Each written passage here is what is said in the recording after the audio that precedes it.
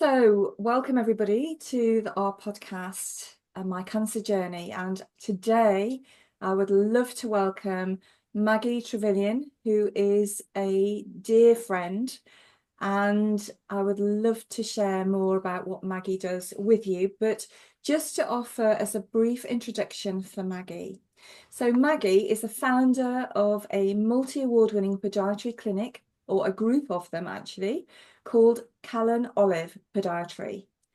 Now, Maggie strongly believes that prevention is the most effective way to enjoy optimum leg and foot health, and that having a positive attitude of self-love for our bodies is paramount to clients achieving this. Maggie is also the founder of Callen Olive, a luxury ethical skincare brand for legs and feet in aesthetics, beauty, and podiatry industries. The product collection is absolutely incredible and has already won 6 awards, and I'm sure, Maggie, there'll be more on their way very shortly. And she has also featured in many national and international publications, as well as winning Fempreneur Award 2024, and she is one of the top 100 female leaders to watch. So let's just keep an eye on Maggie over the next few months. Callen Olive products are also registered, and this is very dear to my heart, vegan friendly and cruelty-free, and they are registered that with the Vegan Society and the Cruelty-Free International.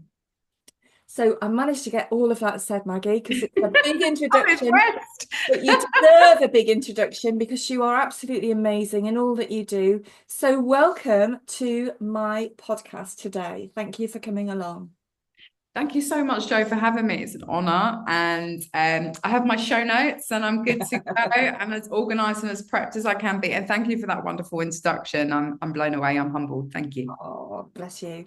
So I start all of my podcasts off by asking my guests, what 3 things do you do on a regular basis for your own health and well-being? The simple things, if I'm honest, really, Jo. I have mindful moments daily in front of candles. Sometimes I journal, sometimes I don't.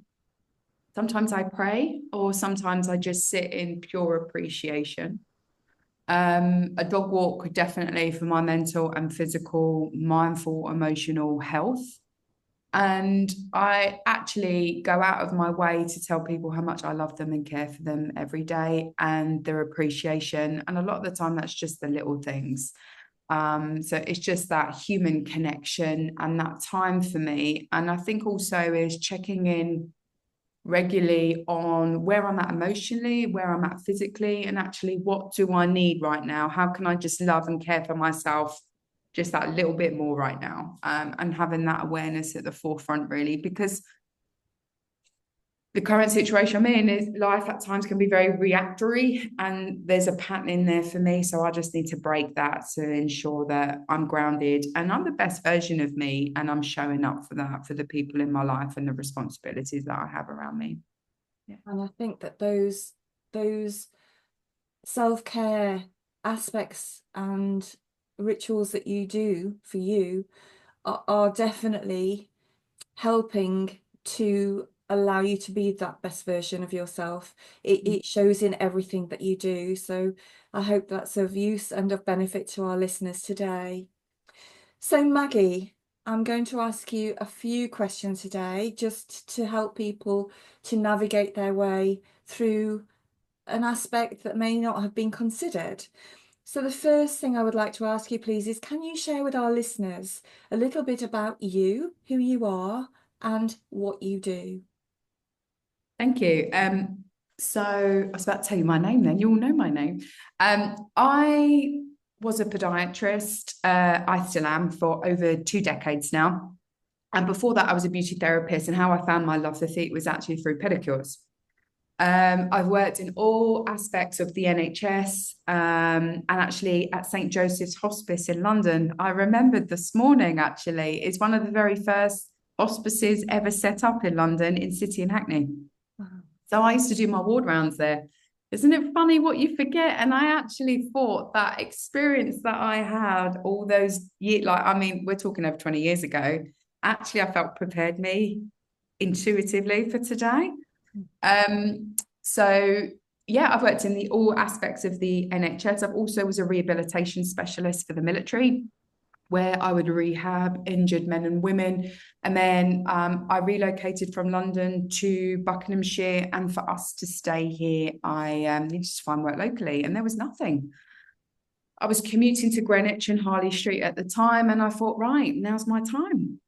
So battling motherhood, I have two beautiful children, Callen and Olive, hence the name of my business.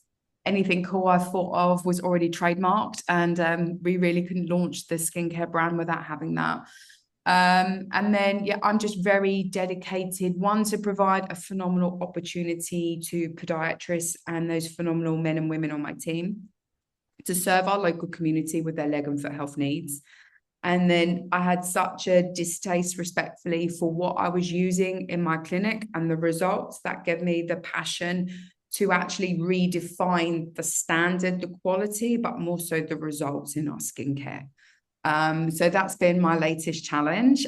We are due to open an additional clinic later on winter this year. So I'm just driven by serving our local community and providing a phenomenal opportunity for those on our team. Me personally, who am I? I love fun. I love a gin and tonic. If I'm in a nightclub, you'll probably find me on the dance floor, not at the bar, Jo. I have two gorgeous whippets, and I feed my soul with my dog walks, looking in the woods and rolling hills of the Chilterns, where I live, really. So, yeah, that's it. Thank you, Maggie. Thank you for sharing that. So, as you know, these podcasts are to help people whose lives have been touched by cancer.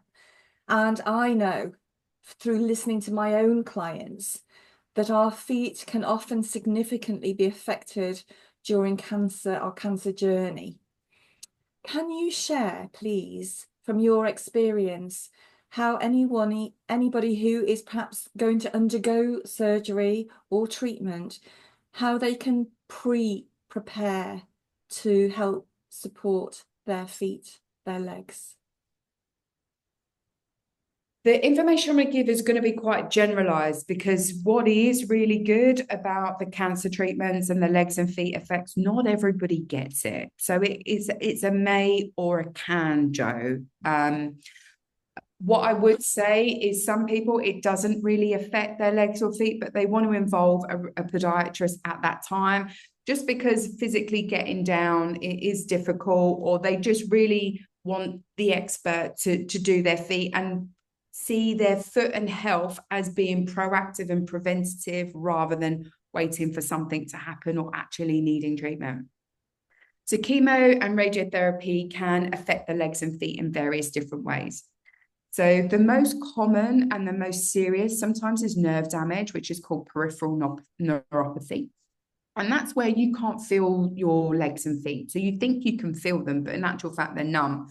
They're numb to the point that if you stepped on a piece of glass or a nail or something sharp at home, you wouldn't feel it. And that embeds in, and then that can cause a serious infection. So peripheral neuropathy, signs and symptoms of that is numbness, it's tingling, it's sharp shooting pain, it's weakness in the legs, and consequently that can affect your balance, your gait, and your walking. So that's the most serious side effect, is probably what I would say.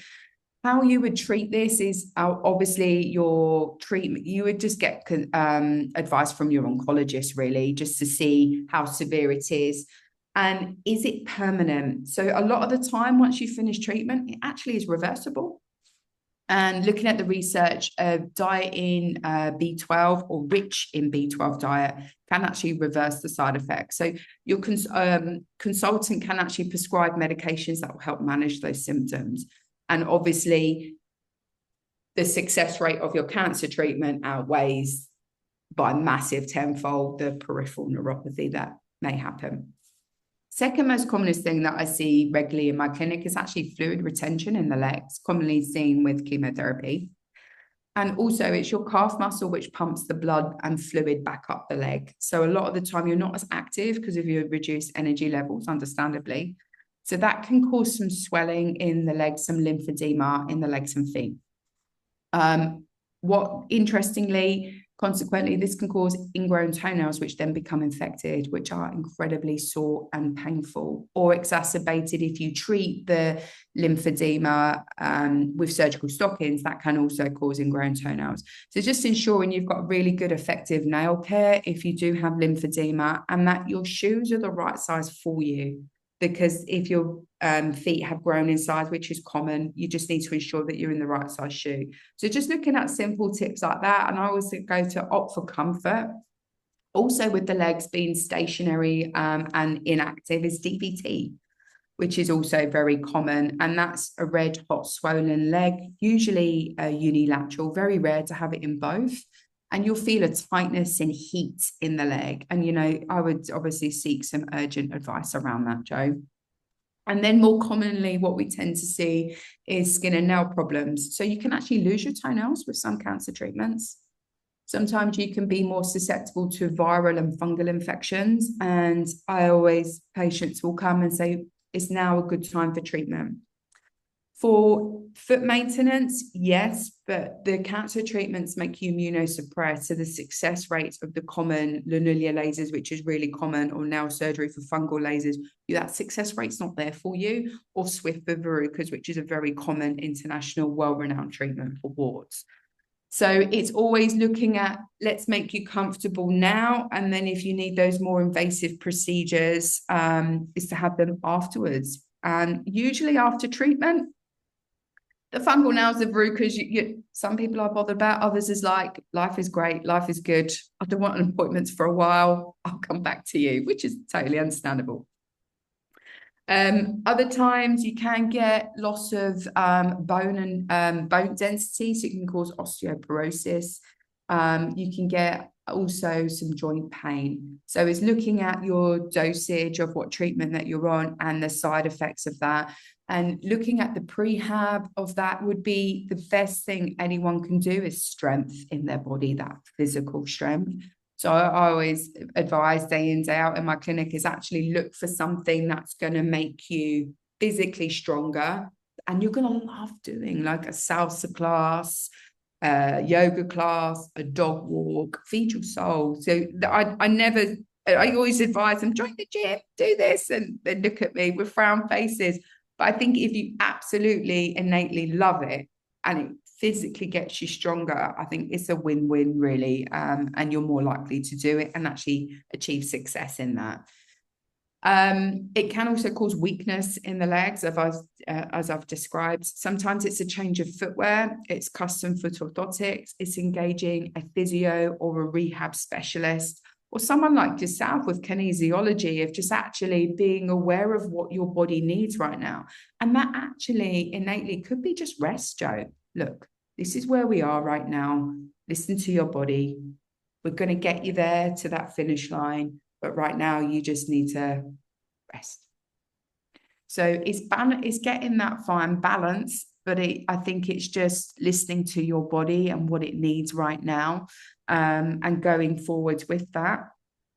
When you have a weakened immune system, it can make you more susceptible to bed sores if you're bedbound. I know when my mother underwent her cancer treatment, she had a really awful pressure sore in her sacrum and in one of her heels that just went misdiagnosed. She just checked in for regular chemo and she left with these awful sores. So I think it's just being aware that you're in the right pressure bed, because when you do, it is about ulcer prevention, but when you do have the ulcers, your healing is so suppressed, it takes you just as long, and you're at higher risk of infection and higher risk of those not so nice infections and your body being able to fight them.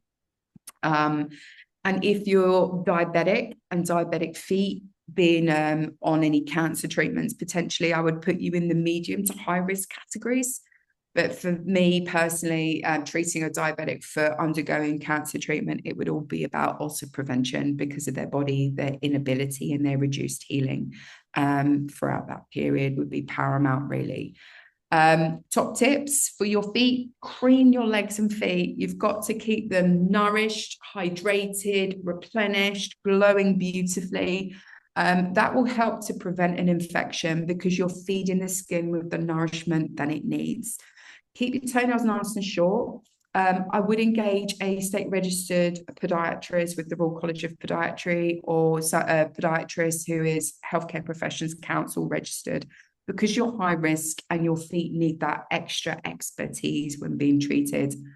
And look to be proactive. So each foot's very unique in the sense of the skin, the nail condition, you as a person. And I think that's something I always like to come back to, is empower that. I feel I've whiffled a bit, and apologies, and I feel I've blanketed a lot of the information, Jo, but I always come back to empowering that individual to make the best decisions for them, getting them as comfortable as possible.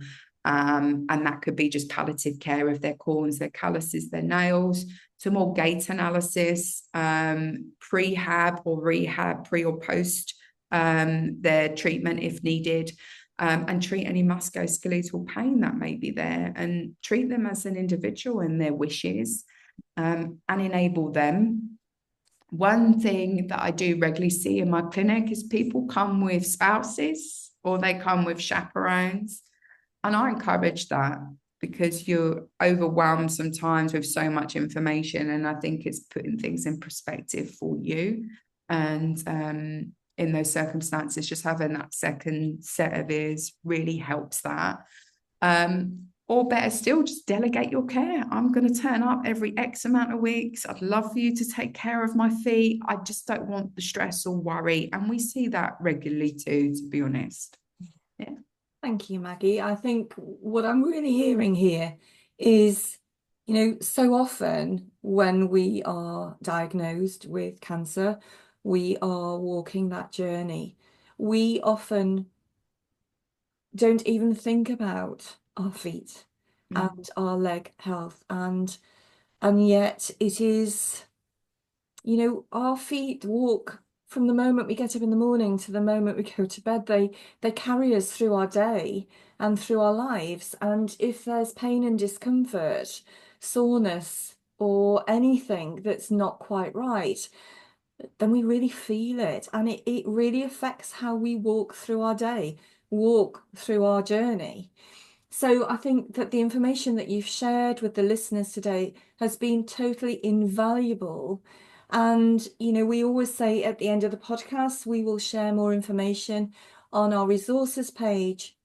And maybe we can break down some of the information that you've very kindly shared so that people can understand that journey of pre any treatment, during any treatment, and then possibly post any treatment.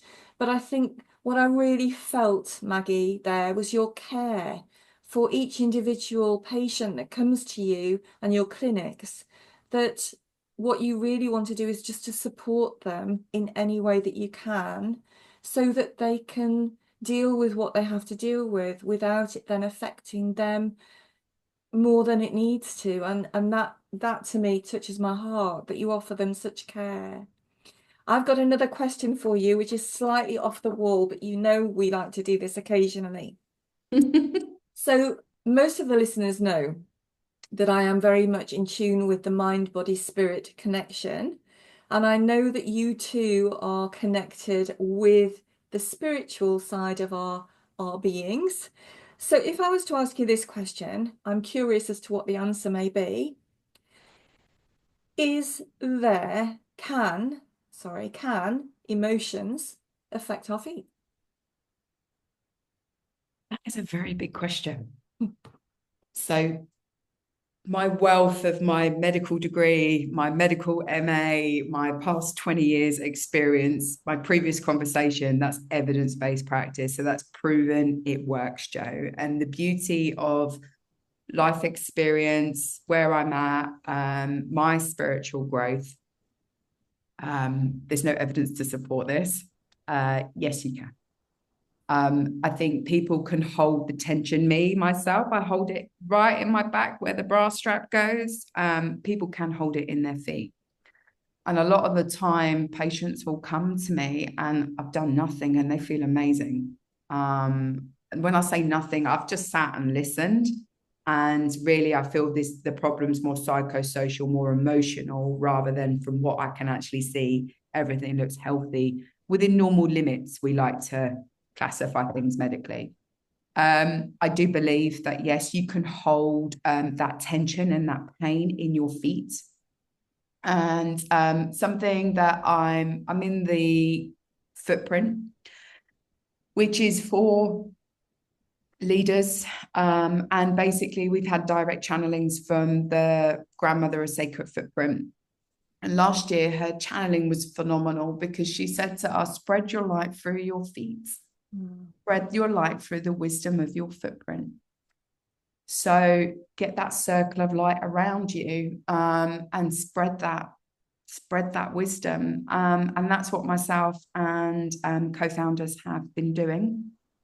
The energy in your feet is what the grandmother, just to put it in basic terms, is there's an energy exchange between you and Mother Earth. And basically, it's what you feed Mother Earth is actually what's going to happen, and that consciousness and that awareness. So I'll give you an example for me. So I'm a Londoner, born and raised. Couldn't get any more London, any more city girl than myself. I studied in Oxford Street. I grew up in Stormport Villa Road, like the heart of London. I think the most green we had was a tiny park at the end of our road and a couple of trees. Okay. Now, when I go to London, I feel I'm so sensitive to it. I feel the stress, the go, go, go. I feel the rat race. But I can't wait to come back to the Chilterns, Joe. I can't, because I'm picking up that energy through my feet. Or have you ever walked into somewhere and you think, this just don't feel right? And it's that energy exchange from the ground to your body, if you're that intuitive and that sensitive to where you are. And it's that gut knowing. So I feel that energy transfer has been given to your gut, your higher self, and straight back down into the ground. And sometimes you can just look at someone and you both are thinking of feeling the exact same thing. And that's that energy exchange that you're feeling from the ground and your environment. Is paramount, really. So it's definitely something I'm very passionate about, and definitely something that we're in control of what energy we give, Joe. We're in control of what we want to give to Mother Earth, and that's something, and to humanity. I'm here to serve. That's one thing that I feel very personal and that matters to me. I'm here to serve. I'm here to teach. I'm here to lead. I'm here to heal. And whether that's me being a podiatrist, whether that's me formulating our latest products, whether that's in a conversation that I'm having with a colleague or here on this podcast with yourself, that's something that I'm very driven to do. And that's all through energy. Yeah. Thank you, Maggie.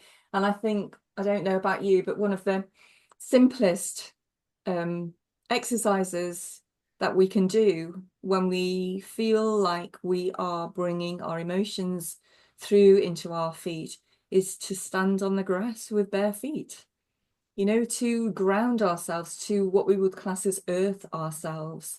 And I think that helps to align us so much, doesn't it? It's something so simple, but what you shared there, I think, is the beginnings of something that I would love to explore with you in more detail later on this year, because I know that you've got such expertise with, as you say, the proven medical professional side, but there's a whole container of wisdom that you've got regarding the spiritual journey that you're on at the moment. So I really would love you to come back as my guest later in the year, and let's explore this in more detail. Would that be okay? That would be an absolute honor. Thank you so much, Jo. Thank you for having me. I've absolutely loved it. So just for the listeners, just to reiterate again, we often forget our feet and our legs when we are on this journey, because we are in fear. We are dealing with what we need to deal with, and that is what's paramount. That's what's first to address. But to have this guidance that Maggie shared with us to say, how can I look after something that may affect my being, myself, as I'm going through this journey, and how can I prevent anything from happening? How can I care for something that may happen, or anything post-treatment? What can I do? And I think that, we will share this information on the resources page, because Maggie's wealth of knowledge in this field is certainly worth considering and bringing into everybody's awareness, not only people on this journey, but everybody. And I think, I'm going to book in Maggie. I can't wait to have some care from you to look after my legs and my feet, because I think that to be cared for and looked after when you're on this journey, there's something so nurturing and resourcing, and I can't quite think of the words now, so forgive me, but to be cared for when you're on this journey is so important. And let people like Maggie help, because that's what they're there to do.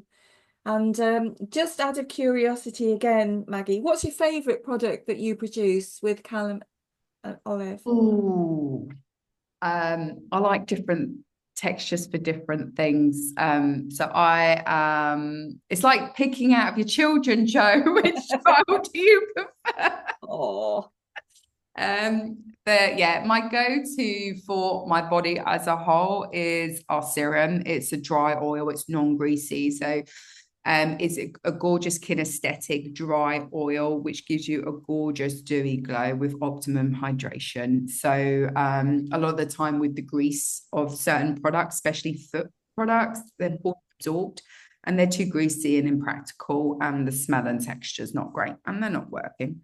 yeah. So yeah, I'd probably say my serum, but it really depends on what your foot problem or leg problem is as to what is best for you. And they all smell amazing. So I think the first thing anyone does is smell them, which is beautiful. And then it's like, well, which one's your favorite? And they always go with smell, which is really, really interesting. But I would just like to finish with, most people over the decades that I've seen have been very reactory to their healthcare. So I have a problem, let me sort it. My ethos is self-love, self-care. The most important thing we own is our bodies. And that's mental, emotional, physical, mindful, spiritual. For me, being the most important thing we own is our bodies. And I think there needs to be a shift in our culture and actually spend our wealth in time, in money, in expertise on our body to be preventative. Yeah. And that's really what I would like the listeners to really take home is forget your car, forget your home, forget whatever big bill you have, your designer handbags or your golf, whichever, everyone's got their thing. For me, it's just invest in yourself, invest in your body and whatever aspect that will be, and just find that joy, and just feed yourself with that for as much as possible. And this is a challenging time. Please take this information to empower you. And I think that would be, if this podcast just empowered one person, Joe, I would be over the moon. Maggie, such wise words and such speaking from the heart. I really, really hear you when you share that information for people to look after themselves. And, we don't, but I think it is so important. So thank you for sharing that tip. So Maggie, I am honoured again to say thank you, and thank you so much for being my guest today. We will share the information on the resources page for these beautiful products, but also the clinics that Maggie has. And Maggie, I look forward to seeing you later on this year to delve deeper into your own personal journey and where that may lead. But in the meantime, thank you for being my guest today, and I look forward very much to seeing you soon. Thank you. Thanks, Joe. Bye-bye. Bye. Bye.